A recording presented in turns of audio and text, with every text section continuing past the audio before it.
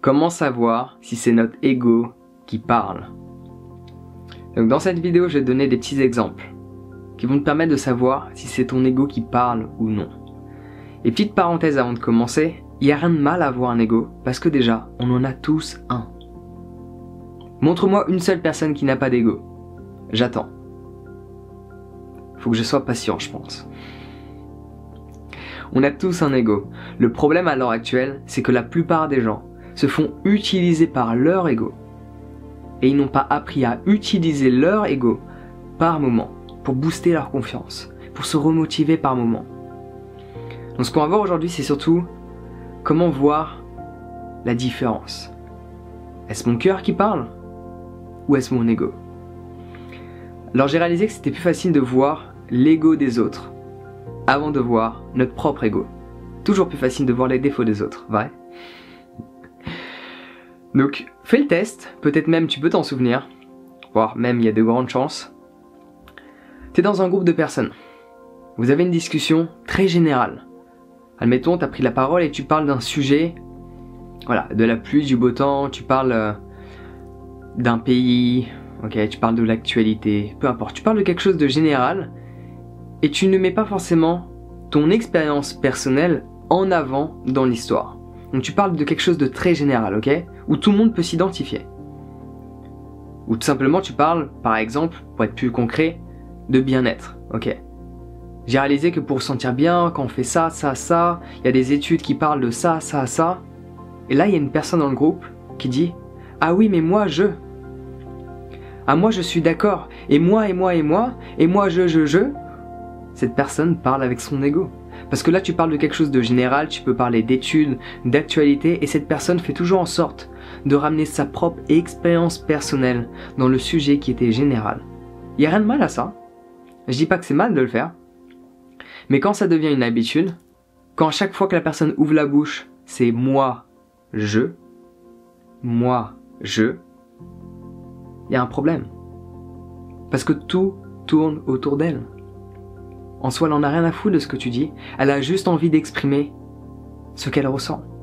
Elle s'en fout de ce que tu dis, elle a juste envie d'exprimer ce qu'elle pense. Elle a juste envie de raconter sa propre vie.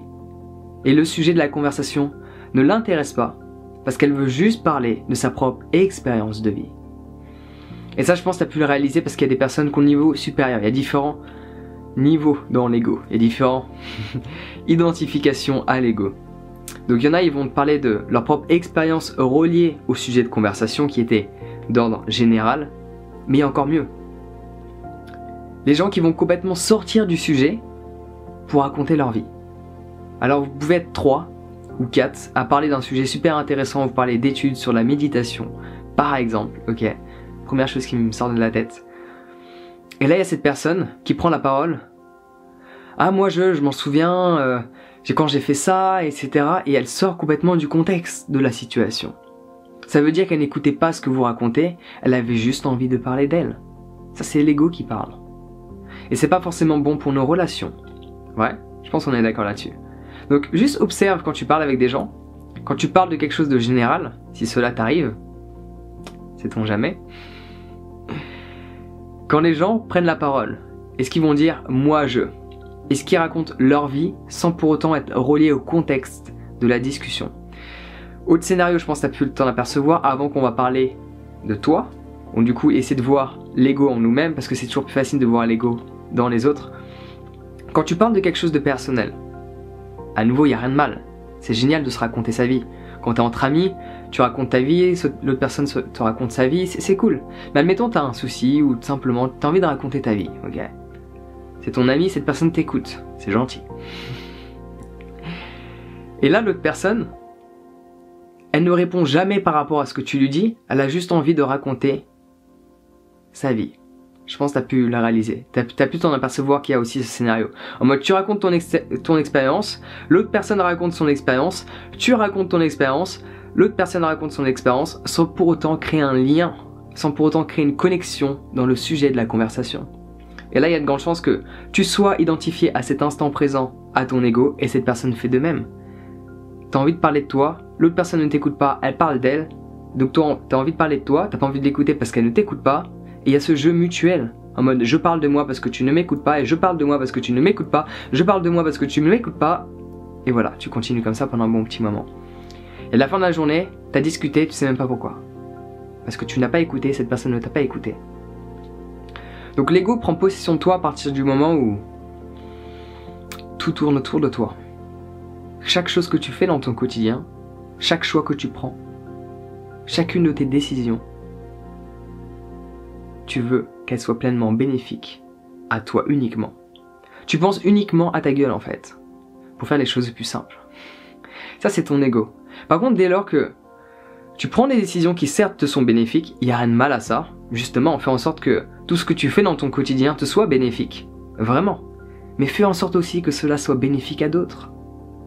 Il peut y avoir de l'ego, mais il y a aussi du cœur. Donc autant avoir un mix plutôt que uniquement l'ego, tant qu'à faire. L'idéal c'est que du cœur, mais pourquoi pas faire un petit mix de temps en temps. Ça peut s'avérer utile. Autre chose, ça arrive très souvent. T'as des amis. T'as une situation pas des plus plaisantes en cet instant présent. Et un de tes amis, on va prendre ce scénario-là. Tu n'es pas en couple depuis X temps. Un de tes amis se met en couple, c'est l'amour fou. Est-ce que tu es jaloux ou est-ce que tu es heureux pour cet ami? Je te laisse deviner quand réagit l'ego. Je pense que t'as compris. T'as des galères financières. Un de tes amis gagne un pari sportif, ou a une promotion, ou trouve un nouveau boulot, ou gagne l'auto, ou peu importe, cette personne réussit et change complètement son environnement, change d'appartement, change de boulot, plus le même salaire, plus la même situation financière. Et toi t'es toujours dans la merde. Est-ce que t'es heureux pour cette personne que tu connais? Ou est-ce que t'en es jaloux?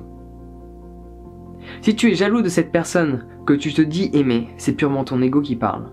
Parce que tu as la sensation, en fait l'ego il cherche à tout posséder. Et ton ego il va penser indirectement que si cette personne a du succès, cela t'enlève du succès. Alors que non.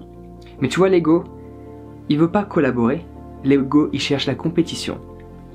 Si toi tu prends une part du gâteau, tu m'enlèves une part du gâteau.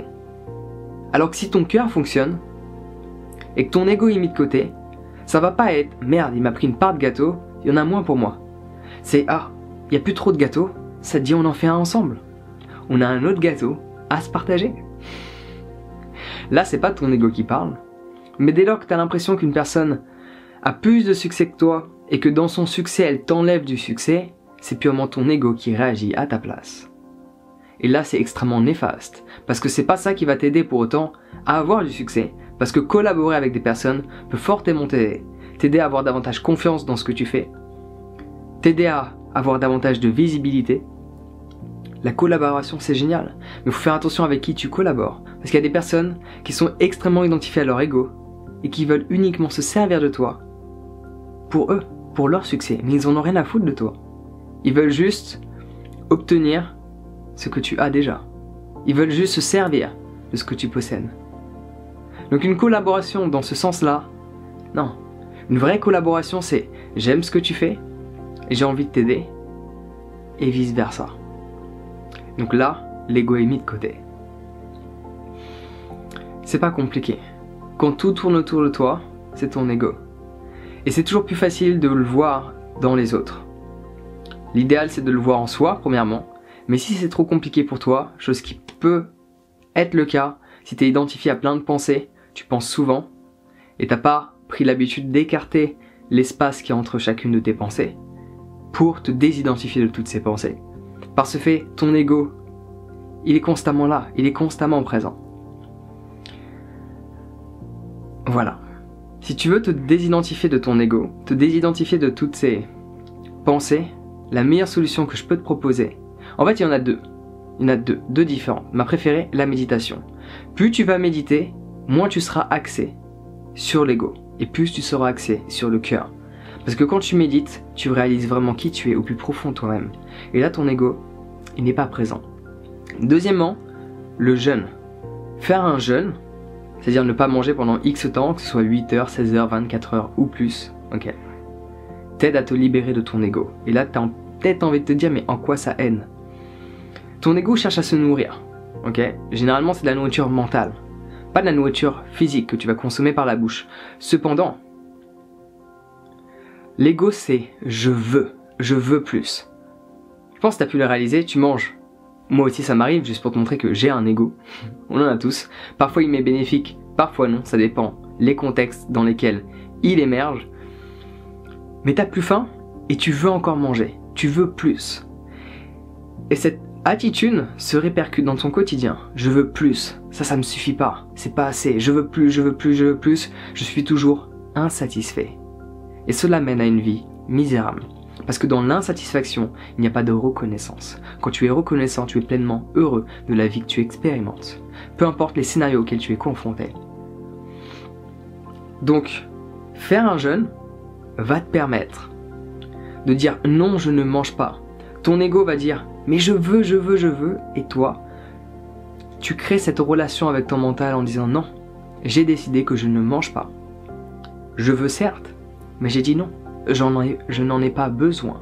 Parce que l'ego va vouloir toujours plus de choses dont tu n'as pas forcément besoin.